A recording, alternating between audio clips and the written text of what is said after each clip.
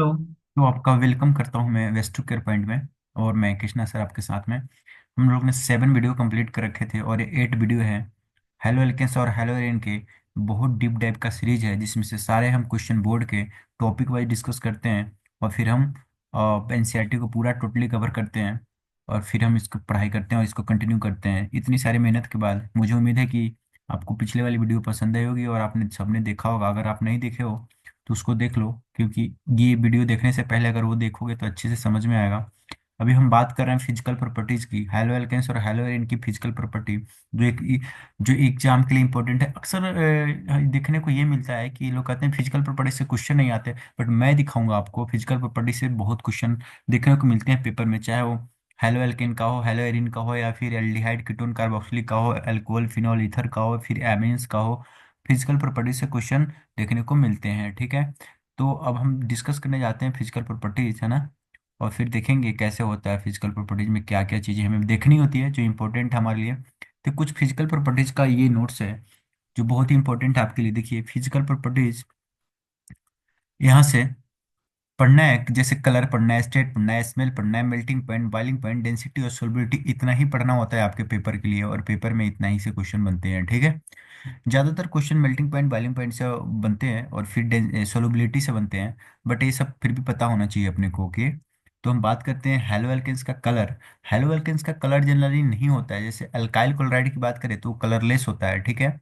उसके कोई कलर नहीं होते हैं। बट हम ब्रोमीन अल्काइल ब्रोमाइड की बात करें, जैसे अल्काइल अल्काइल ब्रोमाइड की बात करें, अल्काइल आयोडाइड की बात करें, जब इसको हम सनलाइट में रखते हैं तो सनलाइट में रखने की वजह से इसमें फोटोकेमिकल रिएक्शन होता है और इसमें कुछ कलर में देखने को अपने को मिलता है सनलाइट के प्रेजेंस में, ठीक है। तो कलर की बात समझ गए। स्टेट की बात, सॉलिड लिक्विड गैस क्या होता है, तो ऐसे देखा गया है कार्बन 1 से लेकर के कार्बन 4 तक गैसियस स्टेट में होता है। कहने का मतलब हाइड्रोकार्बन जो कार्बन 1 से कार्बन 4 तक होता है गैसियस स्टेट में होता है। उसी तरह से हेलो जो अल्काइल हैलाइड है वो भी इस C1 से लेकर C4 तक लगभग लगभग गैसियस फॉर्म में देखने को मिलते हैं। जैसे मैं बात करूँ तो Cl, और बात करूँ तो मैं C2H5Cl। देखो ये सब, इसमें कितने कार्बन है, 2 कार्बन, इसमें 1 कार्बन। इसी तरह से 4 कार्बन तक के सीरीज तक, जैसे C4H8, H9 और Cl। यहाँ तक आप जब देखोगे तो एक ऐसा मिलेगा गैसियस सिस्टम में मिलेगा। लेकिन जब हम C5 से लेकर के C17 तक अप्रोक्स बात करते हैं तो लिक्विड फेज में देखने को मिलता है, जिसमें कार्बन कितने प्रेजेंट हो, C5 से लेकर C6, C7, C8, C9, ऐसे ही सीरीज बना लोगे, आप जानते हो। और C17 से प्लस में जाओगे तो वैक्सी सॉलिड और सॉलिड के फॉर्म में देखने को मिलता है, ठीक है। स्मेल क्या होता है, मेनली इसका स्मेल जो होता है ये स्वीट स्वीट होता है। क्या होता है, स्वीट स्मेल होता है। कैसा स्मेल होता है, स्वीट स्मेल, है ना। स्वीट स्मेल का मतलब समझ रहे हो क्या होता है। स्वीट स्मेल का मतलब ये होता है कि ऐसा नहीं कि सबके स्वीट स्मेल होते हैं, बट मैक्सिमम के होते हैं। जैसे क्लोरोफॉर्म वगैरह का देखोगे, आयोडोफॉर्म, कहीं सब बदबूदार बेकार से ऐसे स्मेल होता है ना। बट मैक्सिमम ऐसे होते हैं, ठीक। ओके। मेल्टिंग पॉइंट किस पे डिपेंड करती है, मेल्टिंग पॉइंट डिपेंड करती है डायरेक्टली प्रोपोर्शनल कहो तो नंबर ऑफ कार्बन एटम जितने बढ़ते जाएंगे, नंबर ऑफ कार्बन एटम उतने ही इंक्रीज करता जाएगा, ठीक है। जैसे जो जो मिथाइल क्लोराइड का मेल्टिंग पॉइंट होगा, ये इससे ज्यादा इथाइल क्लोराइड का होगा, इससे ज्यादा प्रोपाइल क्लोराइड का होगा, इससे ज्यादा ब्यूटाइल क्लोराइड का होगा। समझ रहे हो। मेल्टिंग पॉइंट कैसे डिपेंड करती है, नंबर ऑफ कार्बन एटम का। जितने सीरीज कार्बन के बढ़ते जाएंगे, जितने कार्बन के एटम बढ़ते जाएंगे, मोलिकुलर मास बढ़ता जाएगा और मेल्टिंग पॉइंट बढ़ता जाएगा, ठीक। ये क्वेश्चन आता है बोर्ड में, बॉइलिंग पॉइंट इस ऑर्डर में होता है, बॉइलिंग पॉइंट इस ऑर्डर में होता है। तो हमें समझना होगा कि बॉइलिंग पॉइंट किस पे डिपेंड करता है, क्या किस पे डिपेंड करता है। तो बॉइलिंग पॉइंट जो डिपेंड करता है, बॉइलिंग पॉइंट ये डायरेक्टली प्रोपोर्शनल होता है आपके मोलिकुलर मास का। क्या, मोलिकुलर मास। तो देखो आयोडीन, ब्रोमीन, क्लोरीन, फ्लोरीन, सब में ज्यादा, सबसे ज्यादा मास किसका है, मोलिकुलर मास आयोडीन का। तो आयोडीन का, और आर आर आर तो सब में सेम है, तो आर कोई फैक्टर तो नहीं है जो डिफरेंशिएट करेगा। फैक्टर है IBr Cl और RF। तो देखा जाए तो RI का मोलिकुलर मास सबसे ज्यादा है, इसलिए इसकी बॉइलिंग पॉइंट सबसे ज्यादा है। फिर ये आएगा, फिर ये आएगा, और फिर सबसे कम RF आएगा, क्योंकि फ्लोरीन और क्लोरीन का एटॉमिक मास बहुत कम है, मोलिकुलर मास बहुत कम है, ठीक है। चलो डेंसिटी की बात करते हैं। तो डेंसिटी में क्या बात करते हैं, डेंसिटी इनकी जो होती है, हेलो हेलो हेलो एल्केन की डेंसिटी, हेलो एल्केन की डेंसिटी वाटर से ज्यादा होती है। क्या होती है, हेलो एल्केन की डेंसिटी वाटर से ज़्यादा होती है, ठीक है। हेलो एल्केन की डेंसिटी वाटर से ज़्यादा होती है और इंक्रीज करती जाती है, और इंक्रीज करती जाती है डेंसिटी। कार्बन एटम जितना बढ़ता जाएगा डेंसिटी उतना इंक्रीज करता जाएगा। जैसे देखो, जो CH3Cl का डेंसिटी होगा, CH3Cl का जो डेंसिटी होगा, इससे ज़्यादा डेंसिटी किसका होगा? C2H5Cl का। इससे ज़्यादा डेंसिटी किसका होगा? C3H7Cl का। देख रहे हो ना, जैसे कार्बन बढ़ेंगे वैसे ही डेंसिटी बढ़ता जाएगा। इस तरह से आप समझ गए होंगे कि डेंसिटी का कैसे बढ़ना होता है। जितने ज़्यादा कार्बन एटम होते जाएंगे, एक कार्बन एटम है इसकी कम डेंसिटी है, इससे ज़्यादा इसकी होगी क्योंकि इसके पास दो कार्बन एटम है, इससे ज़्यादा इसकी होगी क्योंकि इसके पास तीन कार्बन एटम है, ठीक है। इस तरह से डेंसिटी का बढ़ना हम देख सकते हैं। चलिए आगे आते हैं ना। Boiling point, molecular mass. Boiling point, oh sorry, ये सोलबिलिटी की बात करते हैं, सोलूबल। और सोलबिलिटी के लिए एक स्टेटमेंट याद रखना है। क्या होता है? Like soluble in like. क्या होता है? लाइक सोलूबल इन लाइक, मतलब कहने का मतलब है, जैसे ये समझो ना, जैसे लाइक सोलूबल इन लाइक, जैसे एनिमल्स का रिप्रोडक्शन एनिमल के साथ होता है, ह्यूमन का रिप्रोडक्शन ह्यूमन के साथ होता है, देखो लाइक लाइक के साथ होता है ना। सिमिलरली जो दो तरह के कंपाउंड लेंगे और दोनों का नेचर सेम होगा तो दोनों डिजोल्व हो जाएगा। दोनों का अगर अपोजिट होगा तो डिजोल्व नहीं होगा। जैसे पोलर, अगर पोलर कोई सॉल्वेंट है, पोलर कोई कंपाउंड है एक, अब पोलर सॉल्वेंट ले लिया तो इसमें दोनों में एक आपस में डिजोल्व हो जाएंगे ये सब। अगर नॉन पोलर है तो किस में डिजोल्व हो सकता है? नॉन पोलर में ही डिजोल्व होगा। Non polar compound non polar में डिजोल्व होता है, पोलर पोलर में होता है। अगर ये क्रॉस करा दे तो ऐसा नहीं होगा, ठीक है। तो हम थोड़ा समझ लेते हैं पोलर पोलर क्या होता है, नॉन पोलर क्या होता है ना। इसके लिए यहाँ पे आइए नीचे, डायपोल मोमेंट की बात हम करेंगे, ठीक है। जैसे देखो, जिसकी डायपोल मोमेंट जीरो होगी ना वो नॉन पोलर होगा। जैसे मीथेन मान लो सी है, एक एच, एक एच, और यहाँ एक एच, और यहाँ एक एच, ठीक है। अब यहाँ पे जब देखोगे तो इसका डाइपोल मोमेंट जीरो है, ठीक है। क्या हो जाता है? डाइपोल मोमेंट 11th क्लास में जीओसी के लेक्चर में ये देखने को मिलेगा आपको, डाइपोल मोमेंट जीरो है क्योंकि इसका कोई डाइपोल मोमेंट नहीं, हाइड्रोजन की वजह से कुछ भी डाइपोल मोमेंट क्रिएट न के बराबर होता है, ठीक है। बट तो जब डाइपोल मोमेंट इसका जीरो है तो ये क्या हो गया? Non polar. क्या हो गया? Non polar, okay. जब नॉन पोलर है तो कैसे कैसे किस में डिजोल्व होगा ये? एक नॉन पोलर में डिजोल्व होगा। किस में डिजोल्व होगा? एक नॉन पोलर में डिजोल्व होगा। ये डिजोल्व तो होगा बट उसके लिए एक नॉन पोलर चाहिए सॉल्वेंट। तो नॉन पोलर सॉल्वेंट कहाँ से लाएंगे हम? जैसे नॉन पोलर सॉल्वेंट क्या होता है? साइक्लोहेक्सेन। क्या होता है? साइक्लोहेक्सेन। क्या नाम होता है? साइक्लोहेक्सेन, ठीक है। ये नॉन पोलर है तो इसमें ये क्या हो जाएगा? डिजोल्व हो जाएगा, ठीक है। बट अगर मेरे पास ऐसा है H2O, क्या है? O और H, इसके ऑक्सीजन के पास दो लोन पेयर है। क्या है? दो लोन पेयर है, जिसकी वजह से इसका डाइपोल मोमेंट कुछ होता है। डाइपोल मोमेंट जो है कुछ होता है, जीरो के बराबर नहीं होता है। तो कुछ डाइपोल मोमेंट होने का मतलब होगा ये बन गया पोलर। क्या बन गया ये बन गया पोलर कंपाउंड, ठीक है। जब पोलर है तो इसमें कोई पोलर ही डिजोल्व हो सकता है, इसमें कोई पोलर ही डिजोल्व हो सकता है।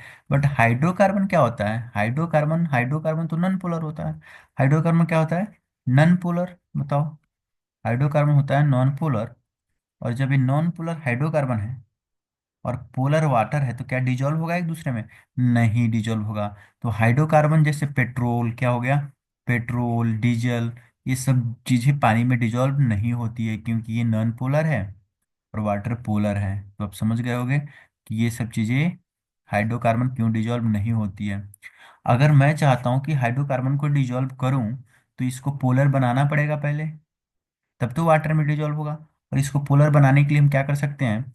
जैसे ये हाइड्रोकार्बन है तो मैं लेता हूँ CH4, और इस CH4 को कन्वर्ट करता हूँ किस में? CH3Cl में। जैसे CH3Cl में कन्वर्ट किया मैं, ये अल्काइल कोलाइड हो गया, और ये हो गया प्लस और ये हो गया माइनस, ये पोलर हो गया। क्या हो गया? पोलर। ये जैसे ही पोलर बनेगा, देखो, ये जैसे ही पोलर बनेगा, जैसे ही पोलर बनेगा वाटर में डिजोल्व हो जाएगा क्योंकि वाटर भी पोलर है और ये भी पोलर है। इसलिए अल्काइल हैलाइड वाटर में डिजोल्व होते हैं। मैक्सिमम अल्काइल हैलाइड वाटर में डिजोल्व हो जाते हैं। आप समझ गए होंगे, सोलबिलिटी समझ गए कि मैक्सिमम अल्काइल हैलाइड क्या हो जाते हैं? डिजोल्व हो जाते हैं किसमें? वाटर में, ठीक है। अब कुछ चीजें समझनी है इसकी।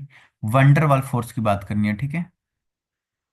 अपने पास दो तरह के कंपाउंड है। पहले वाला कंपाउंड क्या है? हाइड्रोकार्बन। क्या है? हाइड्रोकार्बन। हाइड्रोकार्बन में सिंगल बॉन्ड है इस तरह से, ऐसे कुछ बॉन्ड होंगे, या अनसैचुरेटेड होगा तो डबल होगा और ट्रिपल बॉन्ड मिलेंगे।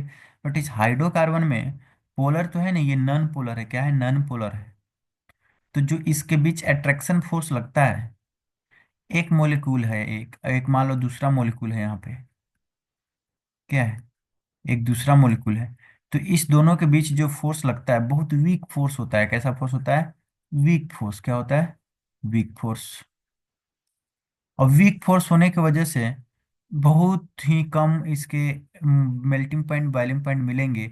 किसके कंपेरिजन में? अल्काइल हैलाइड के कंपेरिजन में, या हेलो एल्केन के कंपेरिजन में। हाइड्रोकार्बन नॉर्मल है, उसके बॉइलिंग पॉइंट कम होते हैं। क्यों कम होते हैं? क्योंकि इसके बीच का अट्रैक्शन फोर्स बहुत कम होता है, जिसका नाम है वंडरवाल। क्या नाम है?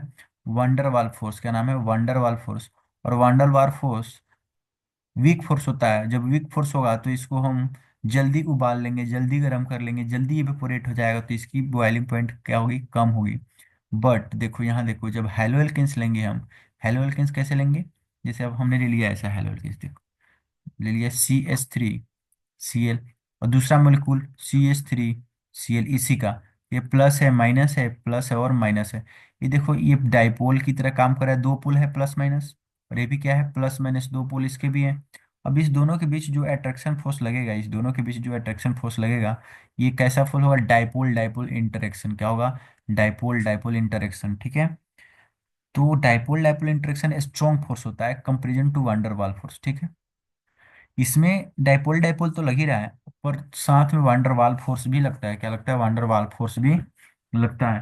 तो दोनों फोर्स लगता है इसमें, और इसमें केवल वांडर वाल फोर्स लगता है। तो इससे आप क्या देख सकते हो कि हेलो एल्केन में देखो, ध्यान से सुनोगे तभी समझ में आएगी चीजें। हेलो एल्केन में दो तरह के फोर्स लगते हैं, डाइपोल डाइपोल इंटरेक्शन भी होता है और वांडर वाल फोर्स भी लगते हैं। इस वजह से इसकी बॉइलिंग पॉइंट ज्यादा होती है। किसके कंपेरिजन में? हाइड्रोकार्बन के कंपेरिजन में, जिसमें केवल वंडर वाल फोर्स ही लगते हैं और वंडर वाल फोर्स लगते हैं। और एक बॉन्डिंग कैसी होती है? नॉर्मल कोवैलेंट बॉन्डिंग होती है। क्या होती है? Normal covalent bonding. कैसी बॉन्डिंग होती है? Normal covalent. कोवैलेंट। और इसमें क्या होती है? Polar covalent. क्या होती है? पोलर कोवैलेंट बॉन्डिंग, है ना। ये डिफरेंस आपको ध्यान रखना है ना। तो ये वंडर वाल फोर्स जो होता है, ये किस पे डिपेंड करता है, इसकी बात थोड़ा समझते हैं। वंडर वाल फोर्स, मान लो मेरे पास मीथेन है। क्या है? मान लो मीथेन है। तो मीथेन है, ये मीथेन, और क्या है? C2H5 8 6 इथेन है। इसमें किसकी बॉइलिंग पॉइंट ज्यादा होगी अगर इसके आपस में ही कंपेरिजन करें तो हम देखते हैं C2H6 की बॉइलिंग पॉइंट ज्यादा होगी। क्यों ज्यादा होगी? क्योंकि इसका मोलिकुलर मास ज्यादा है, इसके साइज बड़े हैं, तो इसमें वंडर वाल फोर्स ज्यादा लगेगा, इसलिए इसकी बॉइलिंग पॉइंट ज्यादा होगी। मतलब इसके बड़े साइज हैं, ज्यादा मोलिकुलर मास है, तो इसके वंडर वाल फोर्स ज्यादा होंगे, इसलिए क्या होगा? इसकी बॉइलिंग पॉइंट भी ज्यादा होगी। उसी तरह से हम बात करें अब, तो साइज पे और मास पे डिपेंड करता है वंडर वाल फोर्स। जितना बड़ा साइज, जितना बड़ा मास, उतना ही ज्यादा वंडर वाल फोर्स और उतनी ही ज्यादा बॉइलिंग पॉइंट। बट अगर ब्रांचिंग जब शुरू हो जाती है, क्या हो जाती है? ब्रांचिंग जब शुरू हो जाती है तो सरफेस एरिया कम हो जाता है। क्या हो जाता है? सरफेस एरिया कम हो जाता है। मान लो कोई पेड़ है, ऐसे जैसे तुमने खजूर की पेड़ देखा होगा, ऐसे कैसे, ऐसे खजूर की पेड़ कैसे बढ़ते हैं, एकदम से ऐसे जाएंगे ऊपर तक। ठीक है ना। पर मान लो और कोई, हमने अब हमने क्या ले लिया? ग्रास ले लिए, तो ग्रास क्या हो जाते हैं? ग्रास या नींबू का पौधा ले लो, ऐसा कुछ ले लो, झाड़ी टाइप में ले लो। ये इधर से धरती से शुरू होंगे और इधर ही इतने सारे इसमें ब्रांचिंग हो जाएंगे। इतने सारे ब्रांचिंग हो जाएंगे कि ऊपर तक जा ही नहीं पाएंगे, इधर ही फैल फूल जाएंगे। ठीक है। और यहीं पे खत्म हो जाते हैं। ठीक है। पर खजूर का पेड़ कैसे जाता है ऊपर? नारियल का पेड़ कैसे ऊपर तक जाता है? उसी तरह यहाँ समझना है, जैसे ब्रांचिंग हो जाएगी, ये थोड़े दूर में ही खत्म हो जाएंगे। थोड़े दूर में खत्म हो जाएंगे तो सरफेस एरिया कम हो गया। सरफेस एरिया जब कम हो गया तो सरफेस एरिया कम होने का मतलब साइज कम हो गया। क्या हो गया? साइज कम हो गया। सरफेस एरिया का कम होते क्या हो गया? कम। साइज कम हो गया। साइज कम होते क्या हो गया? साइज कम हो गया, तो वंडरवॉल फोर्स कम हो गया। वंडरवॉल फोर्स कम हो गया तो बॉइलिंग पॉइंट भी कम हो गया। ठीक है। ठीक है, तो ऐसे लिख दिए बॉइलिंग पॉइंट। तो ये भी बात समझ गए, वंडरवॉल फोर्स बढ़ेगा तो बॉइलिंग पॉइंट भी बढ़ेगा। ब्रांचिंग बढ़ेगी। ब्रांचिंग बढ़ेगी तो क्या हो जाएगी? साइज, ब्रांचिंग बढ़ते हुए साइज क्या हो जाएगा? छोटा। साइज छोटा हो जाएगा तो वंडरवॉल घट जाएगा। इसलिए ब्रांचिंग और वंडरवॉल का रिलेशन इनवर्सली होता है। ये बढ़ेगा तो ये कम होगा, ये बढ़ेगा तो ये कम होगा, है ना। उसी तरह ब्रांचिंग के साथ भी बॉइलिंग पॉइंट है, ब्रांचिंग बढ़ जाएगी तो बॉइलिंग पॉइंट घट जाएगी, बॉइलिंग पॉइंट बढ़ जाएगी तो ब्रांचिंग घट जाएगी, ऐसी चीजें होती है, ठीक है। ये क्वेश्चन बोर्ड में आया हुआ था, ये क्वेश्चन बोर्ड में आया हुआ था, ठीक है। बोर्ड में आया हुआ था, बताना था कि किसकी बॉइलिंग पॉइंट ज्यादा है। आप इसको बिना कंप्लीट यहाँ से देख कर आप बताएं, केवल बिना बिना इसका वैल्यू देखे इसमें किसकी बॉइलिंग पॉइंट सबसे ज्यादा होगी, किसकी बॉइलिंग पॉइंट सबसे ज्यादा होगी, ठीक है। तो देखो इसमें तो ब्रांचिंग है, ब्रांचिंग होने की वजह से कार्बन तो सब में सेम है, देखो का एक दो तीन चार, और एक दो तीन चार, एक दो तीन चार, सब में कार्बन सेम है, ब्रोमीन ब्रोमीन ब्रोमीन, सब में एक एक, सबकी मोलिकुलर मास सेम है। जब सबका मोलिकुलर मास सेम है तो कंफ्यूजन हो गया, हम कैसे बॉइलिंग पॉइंट, अगर मोलिकुलर मास में डिफरेंस होता तो हम इजीली फाइंड कर लेते, कम वाले का कम बॉइलिंग पॉइंट, ज्यादा वाले का ज्यादा, बट यहाँ पे तो ऐसा कुछ है नहीं। यहाँ पे तो सबके मोलिकुलर मास सेम है। तो अब हम यहाँ पे दूसरा फैक्टर देखते हैं, ब्रांचिंग, क्या देखते हैं, ब्रांचिंग। अगर जिसमें ब्रांचिंग है, ब्रांचिंग होने का मतलब सरफेस एरिया कम हो गया, क्या हो गया, सरफेस एरिया कम। जब सरफेस एरिया कम हो गया तो उसको उबालना इजी हो गया, मतलब उसकी बॉइलिंग पॉइंट भी क्या हो जाएगी, कम हो जाएगी। तो देखो सबसे ज्यादा ब्रांचिंग इसमें इसमें देख रहे हो, इधर भी इधर भी इधर भी सबसे ज्यादा ब्रांचिंग में, तो इसकी सबसे कम हो जाएगी बॉइलिंग पॉइंट, ठीक है। इसमें देखो थोड़ी सी ब्रांचिंग है, ये बी यार इधर निकला हुआ है बस, और नॉर्मल चेन है, कुछ खास ब्रांचिंग इसमें नहीं है। बट क्या है, 2 डिग्री ब्रोमीन है यहाँ पे, 2 डिग्री ब्रोमीन है, ठीक है। तो ये इसकी थोड़ी सी कम होगी, क्योंकि थोड़ी सी ब्रांचिंग है, किससे, इसके कंपेरिजन में। इसमें नॉर्मल चेन है, कोई ब्रांचिंग नहीं है, कोई ब्रांचिंग नहीं है, इसमें ब्रांचिंग है, इसमें बहुत ज़्यादा ब्रांचिंग है। तो ये ऑर्डर होगा सबसे ज़्यादा इसका बॉइलिंग पॉइंट, फिर इसका, फिर इससे इसका सबसे कम हो जाएगा। अब आप ऑर्डर देखेंगे तो देखो सबसे ज़्यादा बॉइलिंग पॉइंट किसकी है, 375 केल्विन इसकी, फिर इसकी, फिर इसकी, है ना। क्योंकि ब्रांचिंग बढ़ा, सरफेस एरिया घटा, सरफेस एरिया घटने का, तुम्हें ऐसे लग रहा होगा कि ये देखने में सरफेस एरिया बढ़ गया, नहीं बच्चा ऐसा नहीं है। ये ओपन चेन स्ट्रक्चर में सरफेस एरिया ज़्यादा घेरा जाता है, ठीक है। और ये जब ये तीनों ग्रुप होते हैं ना एक साथ में, तो सरफेस एरिया देखो इतना ही में ही ये सब आ जाएंगे, ठीक है। बट इसको करोगे तो बहुत दूर में बहुत ज़्यादा एरिया ओपन करोगे तो बहुत ज़्यादा एरिया ले लेगा ये, ठीक है। तो सरफेस एरिया इसका ज़्यादा होता है, इसका कम होता है, सरफेस एरिया ज़्यादा, बॉइलिंग पॉइंट ज़्यादा, सरफेस एरिया कम, बॉइलिंग पॉइंट कम। क्योंकि सरफेस एरिया कम, वंडरवाल फोर्स कम, सरफेस एरिया ज़्यादा, वंडरवाल फोर्स ज़्यादा, है ना। चलो एक और क्वेश्चन बोर्ड में पूछा है, जो बार बार पूछता है बोर्ड में, पूछता है भाई पैराडाई हेलोबेंजीन, पैराडाई हेलोबेंजीन, ये ये क्या है, ये पैरा पोजीशन है, डाई है, डाई है दो, हेलो है, हेलो है, क्लोरीन ब्रोमीन आयोडीन कुछ भी हो सकते हैं यहाँ पे, इसलिए बोला हेलो, हेलो, बट पेपर में क्लोरीन दे रखा था इसलिए मैंने यहाँ पुट कर दिया। बोला है कि पैराडाई हेलोबेंजीन, दो क्लोरीन इसके पास भी है, दो क्लोरीन इसके पास भी, दो क्लोरीन इसके पास भी, सिंपल बात समझो। बोल रहा है इन सब में सबसे ज्यादा मेल्टिंग पॉइंट किसकी होगी, मेल्टिंग पॉइंट सॉलिड की होती है, लिक्विड की नहीं।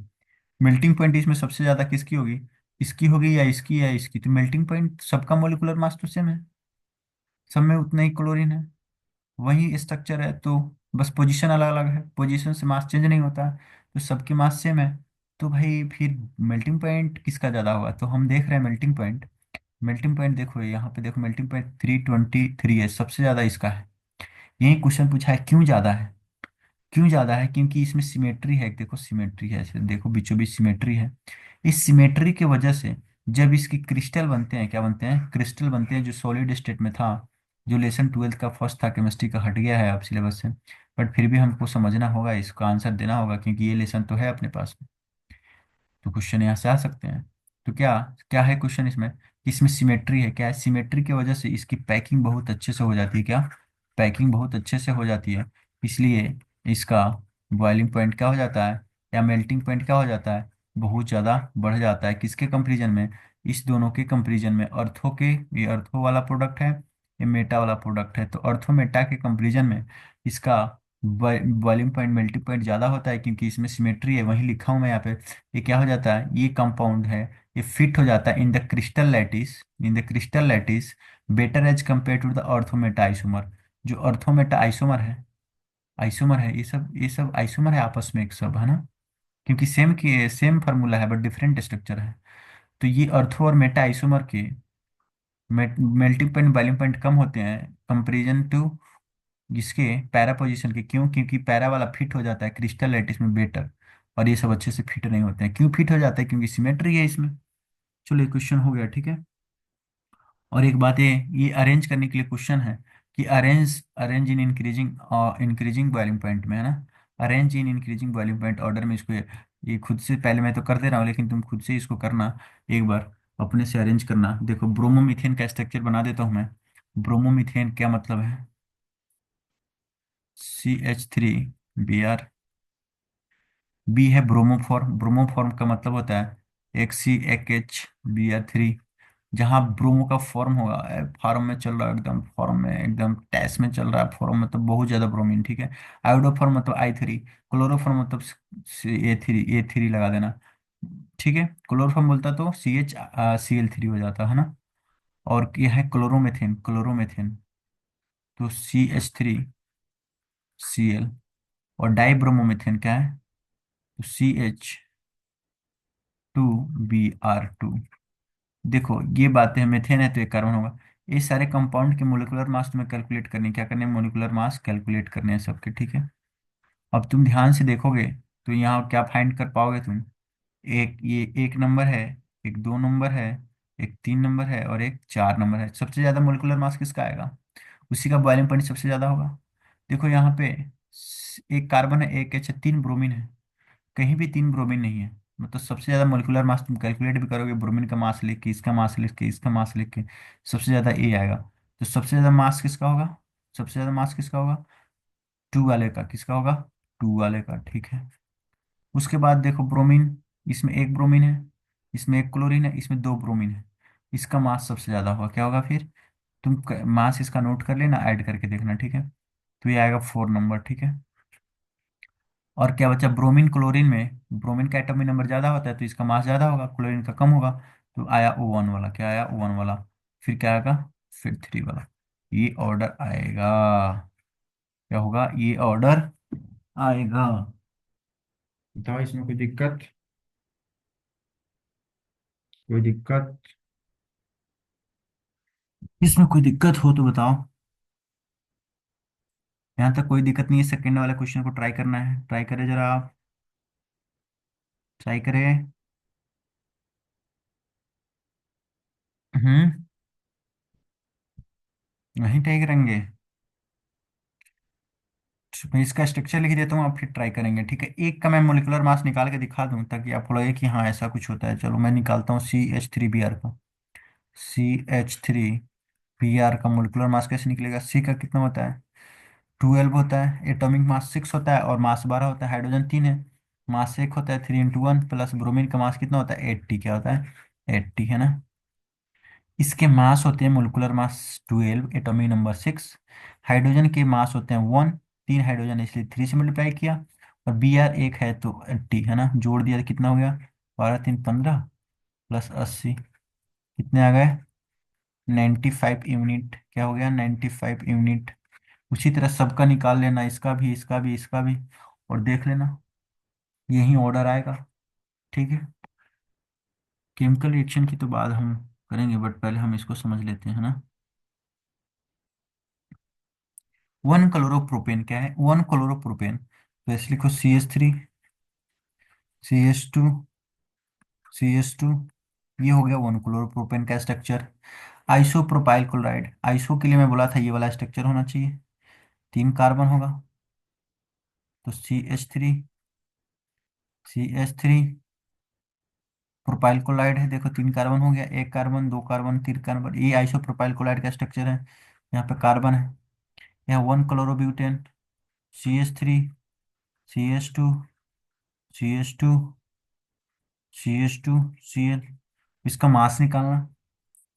देखो सबसे ज्यादा कार्बन किस में है? 1 2 3 4। क्लोरीन तो सब में एक एक है। तो क्लोरीन को भूल जाओ, तुम किस पे आ जाओगे? कार्बन चेक करो, इसमें कार्बन कितने हैं? 3। इसमें भी कार्बन 3, और इसमें कार्बन 4। तो सबसे इसकी नंबरिंग कर देते हैं, 1 2। फिर सबसे ज्यादा मोलिकुलर मास किसका है? इसका। तो ऑर्डर क्या आएगा? सबसे ज्यादा 3 वाला होगा, ठीक है। चलो इस दोनों का मोलिकुलर मास सेम है, देखो। 3 carbon 1 chlorine, 3 carbon 1 chlorine. But ये ब्रांचिंग है, ब्रांचिंग की वजह से वांडरवाल फोर्स कम हो जाएगा, वांडरवाल फोर्स कम हो जाने की वजह से इसकी बॉइलिंग पॉइंट कम हो जाएगी, तो इस सबसे लास्ट में क्या आएगा, लास्ट में। तो बीच में कौन बचा, फर्स्ट कौन बचा, फर्स्ट हो गया ना ऑर्डर। ये ऑर्डर बना लेना और एक बार सॉल्व करने की कोशिश करना जरूर अपने से, है ना। अब इसके बाद हमको केमिकल रिएक्शन पढ़ने हैं, जिसमें से तीन चीजें पढ़नी होती है, न्यूक्लियोफिलिक सब्स्टिट्यूशन, एलिमिनेशन रिएक्शन और रिएक्शन विथ मेटल्स। इसको पढ़ते ही अपना लेसन समझो कि 99% कंप्लीट हो जाएगा, 1% अप्लीकेशन बचेगा। तो अब हम क्या करेंगे, अगले वीडियो में हम इस रिएक्शन के बारे में बात करेंगे और रिएक्शन के बारे में पढ़ेंगे, ठीक है। ओके, तो बाय बाय।